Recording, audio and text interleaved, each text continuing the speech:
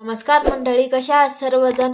स्वागत आहे तुमचं महाराष्ट्र रेसिपीमध्ये. चला तर आज आपण बनवूया मस्त अशी खिचडी भात. तर त्यासाठी मी 8 कांदे येथे उभे कट करून घेतलेले आहे. 2 बटाटे घेतले आहे, त्यांची साल काढून स्वच्छ धुवून त्यांचे सुद्धा बारीक काप करून घेतलेले आहे. त्यानंतर 7-8 लसणाच्या पाकळ्या घेतलेल्या आहे, त्यांना सुद्धा बारीक कट करून घ्यायच्या आहे. लसणाच्या पाकळ्या बारीक कट करून झाल्यानंतर त्या गॅस पेटवा, गॅसवर ठेवा कुकरमध्ये 2 पळी तेल टाकायचं आहे. तेल हे चांगलं गरम करून घ्यायचं आहे. तेल गरम करून झाल्यावर आपण कट केलेला कांदा त्यामध्ये टाकायचा आहे. येथे तांदूळ हे आपल्याला धुवून घ्यायचे आहे. मी पिवळे तांदूळ वापरले आहे, तुम्ही कोणतेही तांदूळ वापरू शकता. त्यामध्ये आपल्याला डाळ टाकायची आहे. तर कांदा परतल्यानंतर आपल्याला त्यामध्ये जिरा टाकायची आहे. जिरा टाकल्यानंतर हळद सुद्धा चांगली परतून घ्यायची आहे. नंतर लाल मिरच्या टाकायच्या आहे.